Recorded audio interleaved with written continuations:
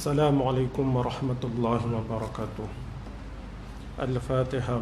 A'udzu billahi minasyaitonir rajim. Bismillahirrahmanirrahim. Alhamdulillahi rabbil alamin arrahmanir rahim maliki yaumiddin.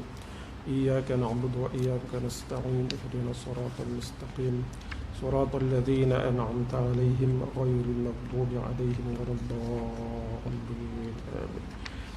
Bismillahirrahmanirrahim. Alhamdulillahi rabbil alamin wassalatu wassalamu ala asyrafil anbiya'i wal mursalin wa ala alihi wa sahbihi ajma'in.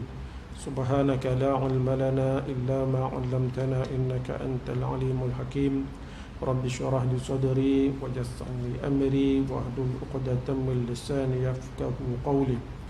Allahumma 'allimna ma yanfa'una wanfa'na bima 'allamtana وزدنا علما يا أرحم الراحمين وأرنا الحق حقا وارزقنا اتباعه وأرنا الباطل باطلا وارزقنا اجتنابه وجعلنا ممن يستمعون القول فيتبعون أحسنا وأدخلنا برحمتك في عبادك الصالحين ولا حول ولا قوة إلا بالله ولا حول ولا قوة إلا بالله ولا حول ولا قوة إلا بالله العلي العظيم. Allahumma yassir wa la tu'assir wa atmim bil khair ya karim wa ba'du. Alhamdulillah di atas segala nikmat yang Allah berikan kepada kita, dan insya-Allah kita akan sambung pengajian kita dari kitab Manusia dan Islam. Manusia dan Islam masuk kepada perkara tajuk yang berkaitan dengan Islam, bab yang keempat, Islam. Yang pertama disebut sebelum ini, Islam sebagai cara hidup yang lengkap dan unik. Kita kena faham, Islam yang kita anut ini bukan sekadar agama di dalam masjid, surau saja, bukan. Tetapi Islam yang kita anuti ini agama yang mengatur kehidupan kita, yang mengatur aktiviti kehidupan kita. Dan Islam cara hidupnya lengkap. Lengkap. Nak cerita pasal apa? Pasal ibadat ada. Nak cerita pasal kekeluargaan ada. Nak cerita pasal ekonomi ada. Nak cerita pasal sewa menyewa jual beli ada. Nak cerita pasal nikah kahwin ada. Nak cerita pasal peraturan apa yang boleh dilaksanakan, apa yang wajib kita laksanakan ada. Nak berkaitan dengan pentadbiran negara ada, berkaitan dengan perang ada, semua ada. Dia lengkap. Islam ini adalah agama yang sempurna dan lengkap. Kerana apa? Kerana agama itu datangnya daripada pemilik alam ini, pencipta alam ini, iaitu Allah Subhanahu wa ta'ala.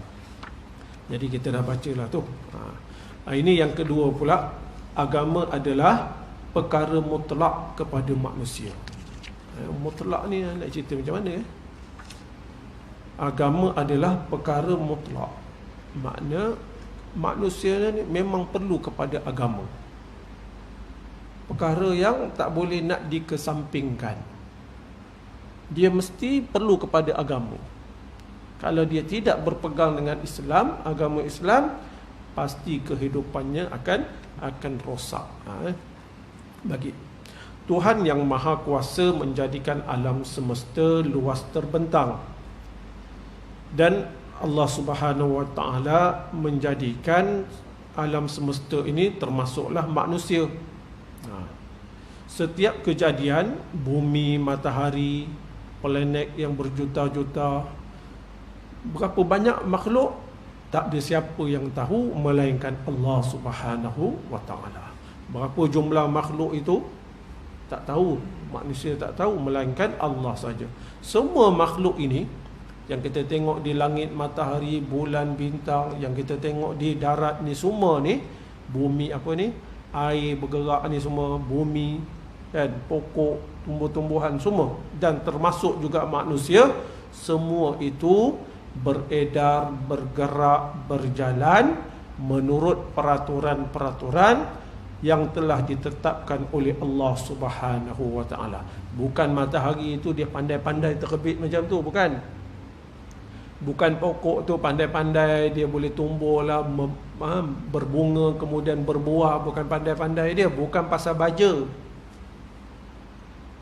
Itu semua ikut peraturan yang Allah tetapkan. Jadi semua makhluk yang ada ni, yang kita nampak, yang kita tak nampak ni, semuanya tunduk patuh kepada peraturan Allah Subhanahu wa taala.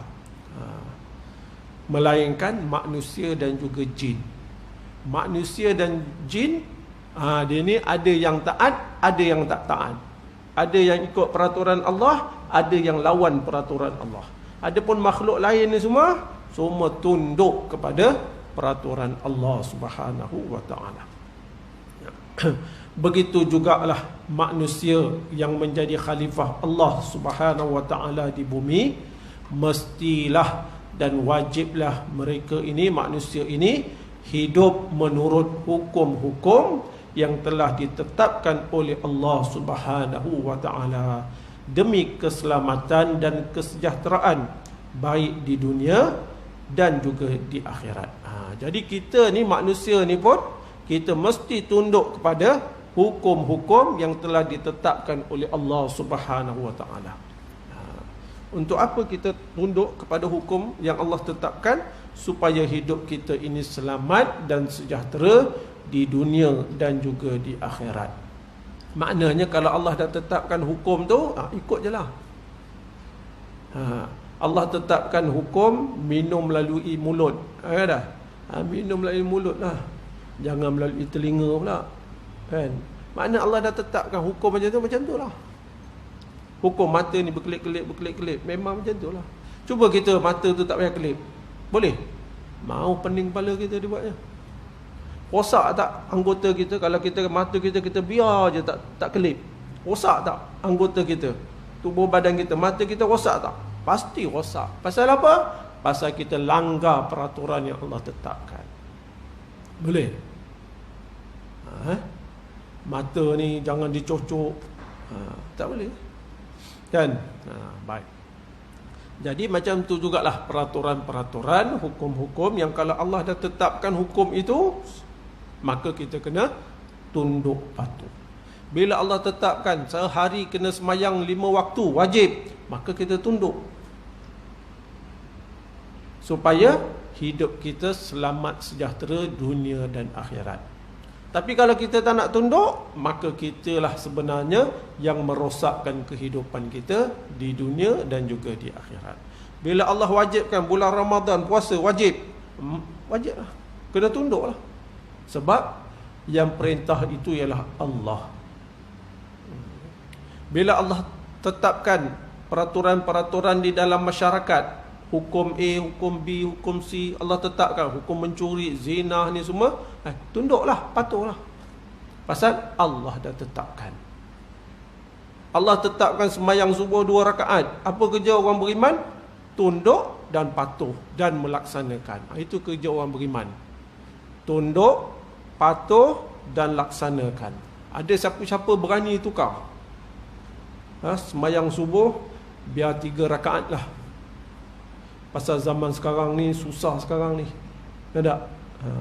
Duit apa? Barang pun dah mahal. Takkan daripada dulu sembahyang 2 rakaat je, kan? Tambahlah sikit. Ada siapa-siapa berani sembahyang subuh 3 rakaat? Boleh?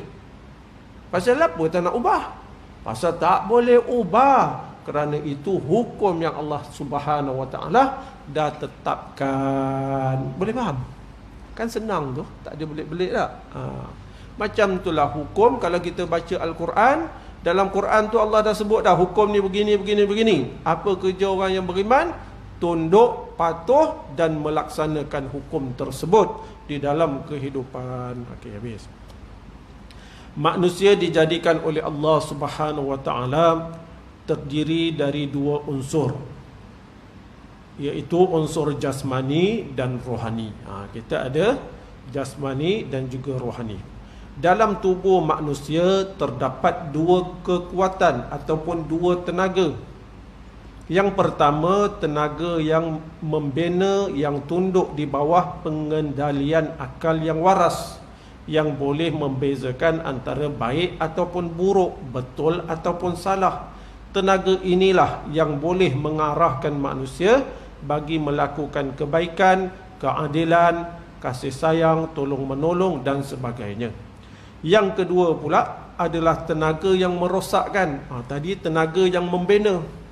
Dekat diri manusia ni ada dua kekuatan. Sama ada kekuatan yang membina, tunduk kepada pengendalian akal. Maka dia ikutlah apa yang kata akal ni, yang ni baik, yang ni elok, dia buatlah. Tolong menolong itu bagus kan, berlaku adil itu bagus.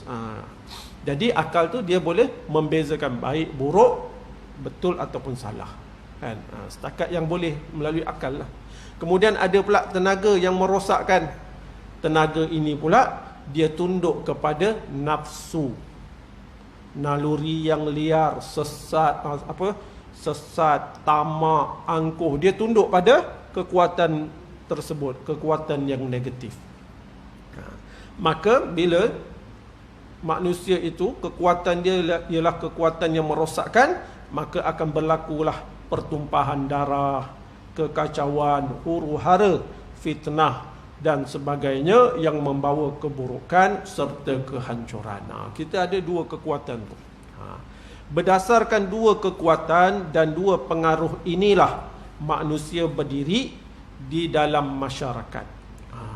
Segala tarikan dunia seperti wang ringgit, emas, perak, perhiasan, pakaian, bangunan yang tersergam, alat kemudahan, kenderaan dan sebagainya, semuanya itu membawa kebanyakan manusia tewas dalam perjuangan hidup. Ramai manusia tewas di dalam perjuangan hidup ini. Perjuangan hidup dia asalnya kena tunduk kepada perintah Allah, tetapi dia tewas. Kenapa tewas? Kerana tarikan dunia yang kuat tadi. Pengaruh dunia yang kuat sehingga manusia itu tidak tunduk kepada perintah Allah. Tewaslah. Bila dah tak tunduk kepada peraturan yang Allah tetapkan, maka dia tewas. Ramai manusia yang menjadi korban nafsu, korban kepada kebendaan, pangkat dan kemahsyuran. Disebabkan benda-benda dunia ini, ada manusia yang sanggup mengkesampingkan perintah Allah Subhanahu wa taala. Ada manusia kerana ingin mengejar dunia yang sementara, dia berfahaman dan berfikir bahawa kalau nak dapatkan dunia, mesti tinggalkan Islam. Dia faham macam tu. Ada manusia, dia faham apa? Kalau nak berjaya dekat dunia, mesti jangan beramal dengan agama. Jangan dikongkong oleh agama. Dia faham macam tu. Manusia ni kena bebas, barulah manusia ni boleh maju. Kalau dikongkong dengan peraturan agama, maka manusia ini tak boleh nak maju dalam kehidupan. Tuan-tuan pernah dengar benda-benda macam ni? Apa cerita dia? Betul ke salah? Memang salah. Sedangkan Islam tak sama macam agama yang dia faham. Barangkali yang bercakap tu agamanya agama Kristian. Memang betul lah kalau macam tu. Memang agama tak boleh nak mengawal manusia tu, sebab agama mereka hanya di dalam gereja. Kalau yang bercakap itu agamanya Hindu, agamanya Buddha, memang betul lah. Tak boleh ikut agama untuk dunia ni semua. Pasal agama dia sekadar di dalam tempat ibadat. Berbeza dengan Islam. Berbeza dengan Islam. Kerana Islam ini bukan agama semata-mata di dalam surau dan masjid. Tetapi Islam adalah agama yang mengatur kehidupan kita. Daripada kita tidur sampailah kita bangkit tidur, sampailah kita tidur semula. Apa saja aktiviti yang kita buat, semuanya ada panduan di dalam Islam. Maka kalau kita ikut apa yang diajar oleh Islam, kita akan dapat kemajuan, ketenteraman, kebaikan di dunia dan juga di akhirat. Masa tu para sahabat radhiyallahu anhum ajma'in, ketika mana mereka hidup di Mekah sebelum daripada kedatangan Islam, mereka dianggap kaum jahiliah. Betul tak? Jahiliah kan? Tak retilah apa benda sangat. Tapi pandai, bab ekonomi pandai. Berekonomi pandai. Pasal musim panas dia pergi meniaga tempat lain, musim sejuk pergi meniaga tempat lain kan. Li'ila fi Quraisyin tu. Ekonomi hebat, bangunan hebat. Tapi dari segi agama, dari segi menundukkan diri, tunduk kepada perintah Allah, dari segi itu jahiliyah dia. Jauh. Tapi orang ni, manusia ni yang tak dikenali, yang hidup tidak ada matlamat, apabila menganut agama Islam, beramal dengan ajaran Islam, akhirnya manusia tadi dapat membina negara, mentadbir negara dan memberi keadilan kepada umat manusia. Pasal dengan apa mereka ni jadi hebat? Dengan Islam. Pasal tu kita kalau nak jadi hebat, mesti berpegang dengan Islam dan melaksanakan ajaran Islam secara syumul. Tak boleh ini ambil, ni tolak, ni ambil, ni tolak, tak boleh. Kalau nak berjaya, mesti ambil Islam, terima Islam secara keseluruhannya. Dah. Boleh, bang. Okey. Kereta pakai kereta apa? Mazda. Pakai kereta Mazda. Tahu tak? Bila kita pakai kereta Mazda, nak bawa kereta, kena ikutlah peraturan yang bos Mazda tu beritahu. Mazda tu tahu asalnya daripada apa? Perkataan Mazda tu. Kalau ikut Allah yarham Ustaz Ismail Kamus, Mazda tu adalah campuran nama suami isteri. Namanya Mazna, suaminya apa? Daud. Jadi Mazda. Mazna campur Daud, jadi Mazda. Okey. Kalau pakai kereta Mazda, ikutlah peraturan dia. Kita nak pakai steering dia, brake dia nak pakai, tapi minyak dia, kita kata minyak mahal lah sekarang, kita guna air saja. Boleh? Memang rosak lah. Nak pakai kereta tu, ikut peraturan tu semuanya. Dia buat kereta tu 3 tayar, 4 tayar, tapi kita nak ubah 3 tayar lah, pasal kereta kita tayar mahal. Boleh? Memang tak boleh. Macam itulah Islam. Kalau kita nak ambil keseluruhan ajaran Islam. Kalau kita tolak, ambil pilih-pilih, memang kehidupan kita ni akan jadi caca merbah.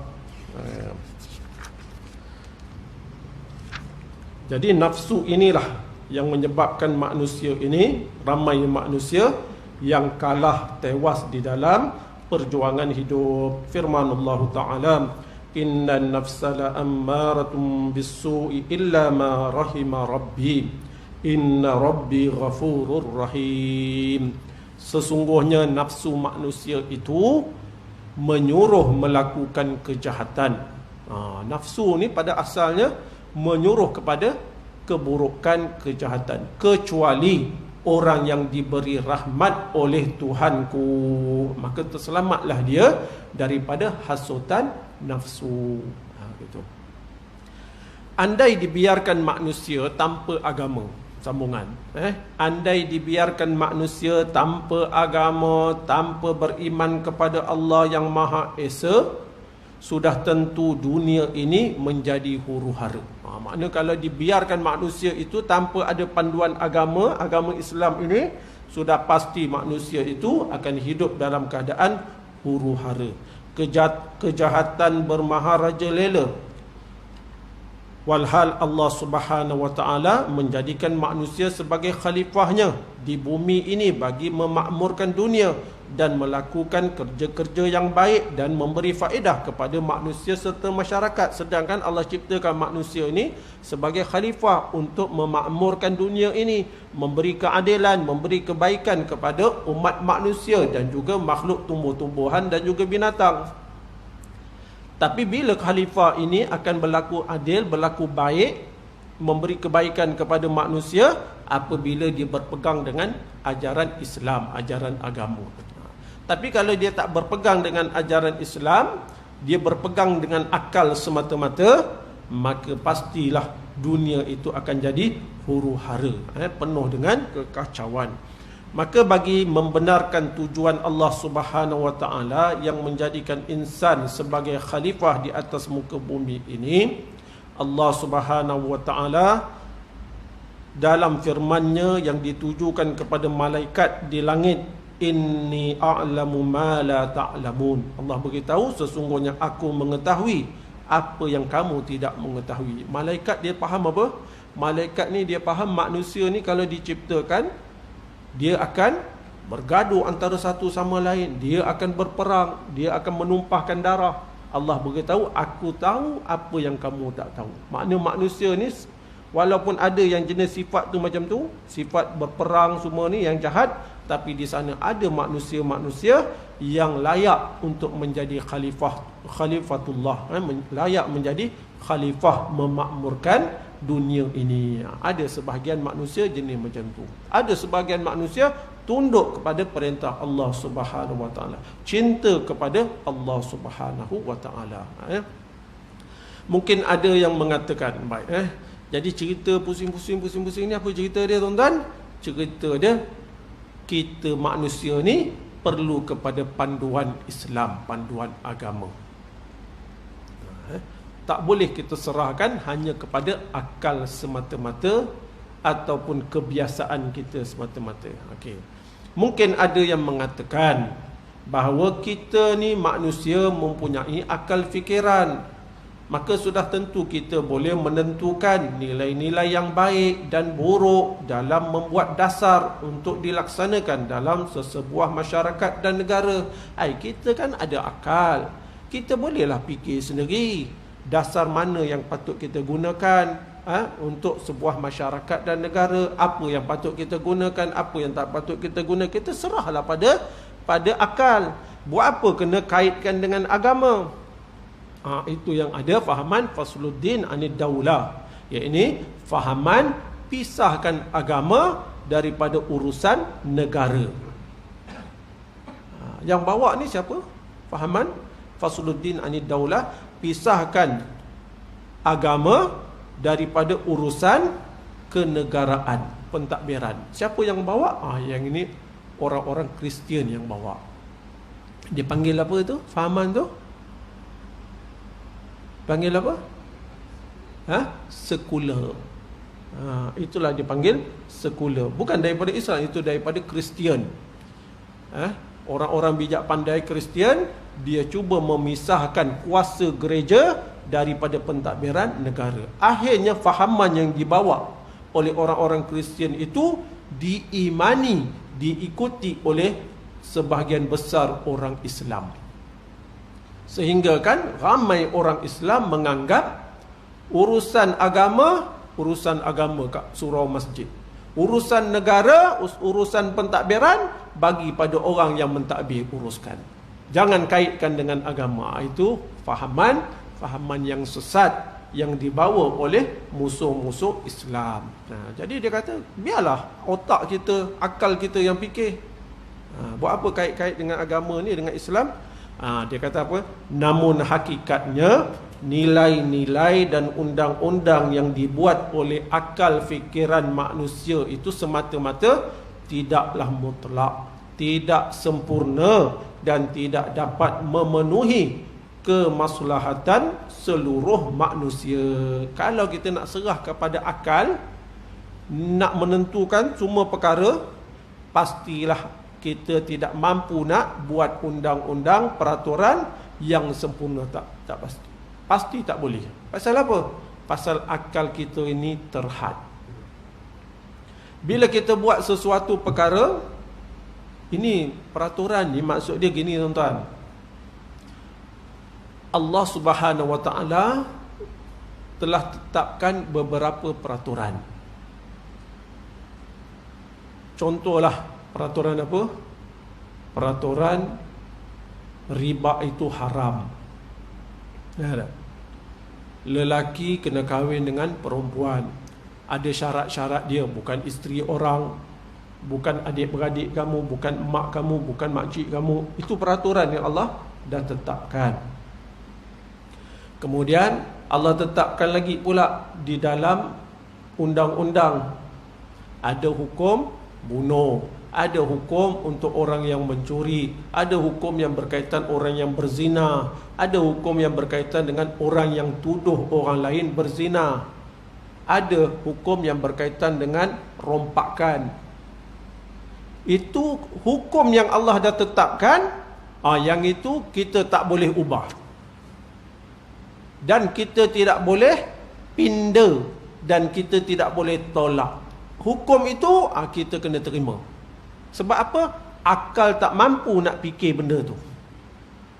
Pasal tu bila akal kita ni, Allah yang mencipta manusia ni, dia tahu kemampuan akal.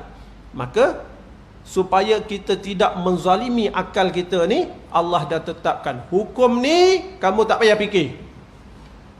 Hukum ini aku dah tetapkan, kamu kalau orang yang beriman, kamu terima, kamu laksanakan. Yang tu jangan fikir. Macam kita lah, semayang sunat semayang subuh 2 rakaat, tak payah fikirlah, buat je lah. Adapun hukum yang lain yang tidak ditetapkan oleh Allah Subhanahu wa taala, yang itu terserahlah kepada akal fikiran manusia. Yang itu dia boleh buat. Yang itu boleh buat. Kan ni apa ni? Parit berapa besar, nak buat surau ni berapa tiang, itu dia pandai lah fikir. Elektrik ni, kipas ni sebanyak ni, lampu ni banyak ni, dia kena pakai single phase ke 3 phase ke, ikut pandai dia lah. Jalan raya tu 3 lane ke 2 lane ke, nak tol ke tak nak tol ke, itu dia pandai. Yang sekarang ni yang cerita ni apa? Cerita akal tak mampu nak fikir benda yang Allah dah tetapkan tadi. Hukum yang Allah dah tetapkan, maka akal tak mampu nak fikir yang lebih baik lagi, tak mampu. Boleh faham? Ada pun perkara lain, fikir sendiri. Yang ini cermin mata ni berapa power dia, itu fikirlah. Itu semua boleh fikir. Adapun nak buat peraturan yang lain daripada peraturan yang Allah tetapkan, itu manusia tak mampu nak buat, dan akal pun tak mampu nak fikirkan. Sebab fikiran manusia terbatas. Manusia selalu dipengaruhi oleh nafsu, alam sekitar, semangat kebangsaan dan perasaan mementingkan diri sendiri. Kalaulah hukum bunuh tu kan, kita bagi manusia tentukan, dia akan ubah-ubah ni. Ini keluarga saya ni, kita ubah hukum begini. Yang ini keturunan saya ni, ini dia ada perasaan. Yang ini daripada negeri saya ni, orang negeri saya ni, dia berubah. Pasal tu nak elak daripada ketidakadilan itu, maka semua manusia perlu tunduk kepada perintah Allah Subhanahu wa taala, kerana perintah Allah itu tidak mementingkan, tidak memenangkan sesuatu kaum dan mengalahkan sesuatu kaum, tidak. Peraturan Allah tu sesuai untuk semua manusia. Okey. Dalam kehidupan manusia yang tidak terbatas, maka manusia memerlukan perlembagaan yang mutlak dan undang-undang yang sejagat yang ditetapkan oleh Tuhan pencipta alam semesta, Tuhan yang maha adil terhadap hamba-hambanya. Jadi manusia ini di dalam kehidupan ini, maka manusia memerlukan satu perlembagaan undang-undang yang sejagat, yang dapat dilaksanakan pada semua jenis manusia. Kulit hitam, kulit putih, Melayu, Cina, India, Arab, bukan Arab, duduk di Khatulistiwa ataupun tropika, utara, selatan, barat dan timur, semua boleh laksanakan. Undang-undang yang sejagat, yang sesuai bagi manusia di seluruh alam. Pasal apa? Pasal peraturan itu datangnya daripada Allah pencipta, pentadbir alam ini, dan peraturan yang Allah tetapkan itu pasti adil kerana datangnya daripada Tuhan yang maha adil. Maka tak boleh ada orang takkan sebutlah, yang ini dia buat peraturan ni pasal geng dia ni, dia takkan. Tak boleh nak sebut macam tu. Tapi kalau manusia lain yang buat, dia akan cakap ini pasal dia punya geng ni, ini kawan dia ni. Dan manusia kalau buat peraturan, kalau dia buat peraturan dekat Malaysia, dekat negara lain barangkali dah tak sesuai dah. Ya tak? Tak sesuai dah. Apa contoh dia? Agak-agak. Tak tahu tak? Barangkali tempat kita sesuai peraturan tu, tempat lain tak sesuai. Kan? Tempat lain sesuai, tempat lain berperang sesuai, tempat kita tak sesuai. Tempat lain tutup-tutup muka ni barangkali sesuai, tempat kita tak sesuai. Tapi disebabkan dah suruh tutup je lah tak? Dia pakaian kita, pakaian kat tempat kita sesuai lah. Cuba pakaian ni kita pergi pula tempat musim sejuk, mau menggeletar kita, menggeletar tu. Pasal tak sesuai. Baik, habis. Kelemahan akal manusia. Hakikatnya akal fikiran manusia tidak boleh dijadikan undang-undang yang mutlak. Makna undang-undang untuk seluruh manusia, tak boleh. Akal tak boleh nak fikir benda tu. Ia bukan suatu perlembagaan tetap yang boleh melaksanakan kemaslahatan, kebaikan untuk semua bangsa. Kalau kita setakat undang-undang kita berdasarkan dengan akal, maka sudah pastilah undang-undang itu tidak dapat memberi kebaikan kepada semua bangsa. Seluruh keadaan, untuk beri kebaikan dalam seluruh keadaan dan seluruh tempat, tak boleh. Kerana apa? Kerana fikiran manusia mempunyai ciri-ciri kelemahan yang jelas. Pasal akal manusia jelas kelemahannya. Contoh, kalau Amerika dia nak buat peraturan, kan, dia nak buat peraturan yang menguntungkan negara dia ke nak menguntungkan negara kita? Kalau dia nak buat sesuatu peraturan, dia lah. Pasal tu tak boleh. Hukum yang Allah dah tetapkan ni, manusia jangan kacau. Ada pun hukum lain, itu boleh fikir dengan akal. Dan akal ini mempunyai ciri-ciri kelemahan. Pertamanya, akal fikiran manusia yang membuat pelbagai konsep sentiasa berubah dan berbeza di antara satu dengan lain. Manusia ni bila dia fikir satu benda ni, benda tu kadang-kadang tahan 10 tahun, 20 tahun, lepas tu kena ubah pula. Tuan-tuan tengok jalan tu, berapa kali ubah tu? Dia buat satu lane, lepas tu tambah pula 2 lane, lepas tu 3 pula, lepas tu buat macam ni, roboh balik, buat lain pula. Pasal dia tak tetap, dia berubah-ubah. Ia tidak sama dalam menentukan nilai-nilai hidup ataupun menentukan baik dan jahat. Jadi itu benda yang biasa tu jalan. Tapi nak buat satu peraturan yang menjadi nilai untuk diamalkan oleh seluruh manusia ni, itu tak mungkin dia buat. Pasal berubah-ubah.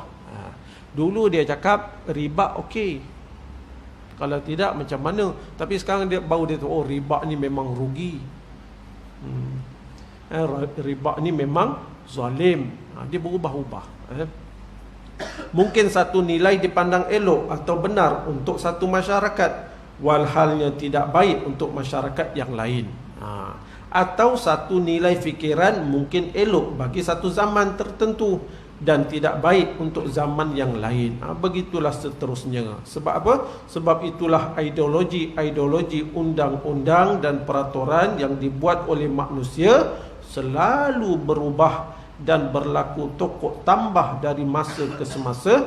Bahkan ada masanya dibuang sama sekali kerana tidak ada kemaslahatan dan tidak ada faedah. Lepas tu kita tengok peraturan yang dibuat oleh manusia ni berubah-ubah. Ada kata waktu ni bagus, ada kata tak bagus. Dia berubah-ubah. Jadi bila manusia ni buat peraturan yang biasa ni pun berubah-ubah, macam mana manusia nak buat peraturan untuk menggantikan peraturan yang Allah dah tetapkan? Lagilah tak boleh. Sebab peraturan yang Allah tetapkan itu untuk manusia sejagat. Tiba-tiba manusia nak fikir undang-undang yang lain, nak ganti apa yang Allah tetapkan, itu tak mungkin. Pasal undang-undang yang biasa ni pun berubah-ubah. Yang kedua, akal fikiran manusia mudah dipengaruhi oleh hawa nafsu, semangat perkauman, kenegerian, dan dipengaruhi oleh diri sendiri maupun keluarga. Jadi kita ada pengaruh tu. Jadi bila buat peraturan, pasti kita akan mengambil berat tentang pengaruh-pengaruh tadi.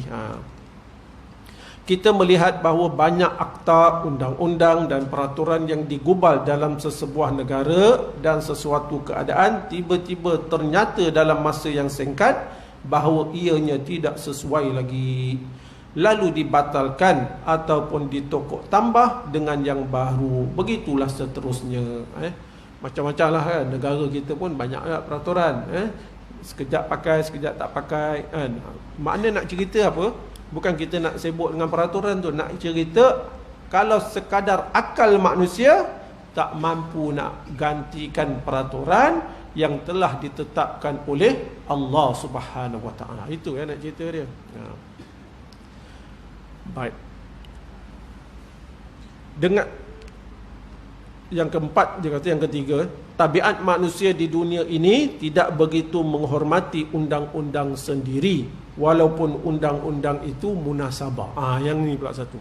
Kalau undang-undang tu dibuat oleh manusia, kerajaan lah buat undang-undang tu, dia ada perangai manusia ni, dia tak ada rasa heran dengan, tidak rasa heran ataupun hormat dengan undang-undang tu. Manusia tu dia taat undang-undang tu pasal apa? Pasal takut dia ambil tindakan. Iya betul. Vaksin ni kan, kalau tak jadi undang-undang ada nak ambil vaksin? Ada nak ambil vaksin? Mana ada orang? Kalau tak dijadikan undang-undang pakai mask ni, ada orang nak pakai mask? Tak ada pun. Walaupun ada peraturan tu, tapi manusia tetap nak buka mask ni. Mengarutlah, inilah gitu. Macam-macam lah orang kata kan. Dia ada tabiat tidak menghormati undang-undang, walaupun undang-undang itu kadang-kadang munasabah. Gitu. Ini kerana undang-undang manusia itu tidak menghubungkan dengan pembalasan di akhirat. Pasal undang-undang manusia tidak ada kaitan dengan akhirat. Undang-undang ciptaan manusia hanya ditumpukan kepada dunia semata-mata. Walhal hukum-hukum Allah Subhanahu wa ta'ala adalah berkaitan antara dunia dan akhirat. Beza dengan undang-undang yang Allah tetapkan, dia ada kaitan antara dunia dan juga akhirat. Adapun undang-undang lampu isyarat setakat kat dunia je lah. Betul? Pakai mask ni semua pakai undang-undang kat dunia je.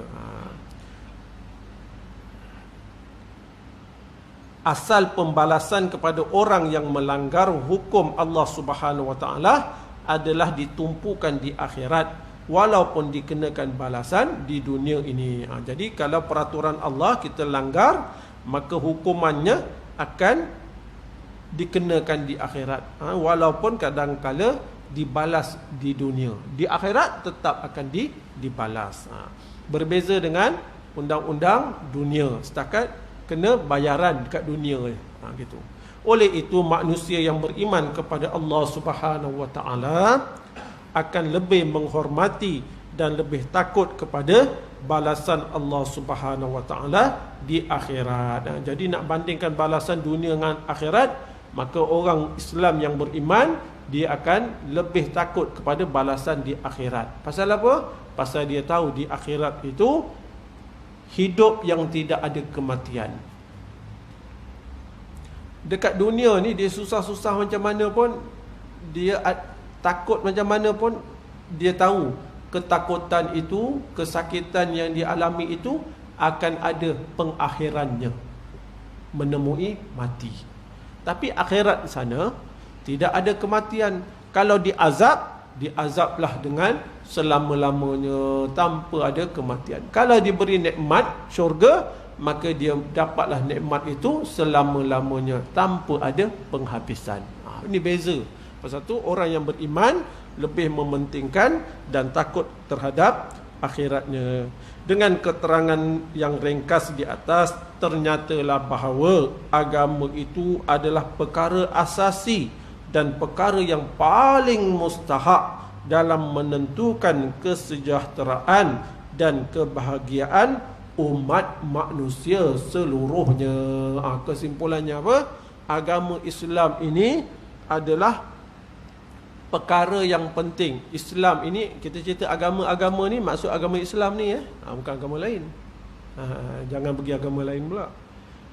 Jadi peraturan ajaran agama Islam ini, ajaran agama ini adalah perkara yang penting, perkara yang asasi dalam kehidupan manusia. Seperti mana kita ni perlu kepada makan, sebab dia makan ni keperluan asasi. Kalau kita tak makan, rosak tubuh badan. Betul? Macam itulah peraturan agama yang Allah dah tetapkan ini adalah perkara asasi dan yang paling penting dan mustahak bagi kehidupan manusia. Dengan peraturan tunjuk ajar daripada agama ini, kalau kita laksanakan, maka kita akan mendapat kesejahteraan, kebahagiaan, kehidupan umat manusia seluruhnya.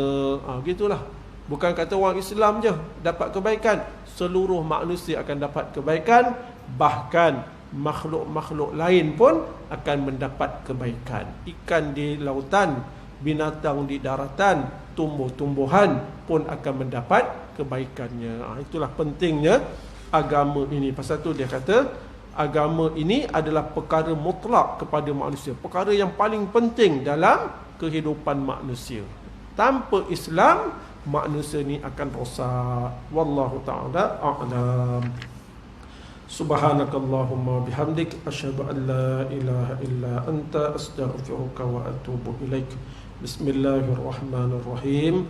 Wal 'asr, innal insana lafi khusr illa alladhina amanu wa 'amilus solihat wa tawasaw bil haqq wa tawasaw bis sabr.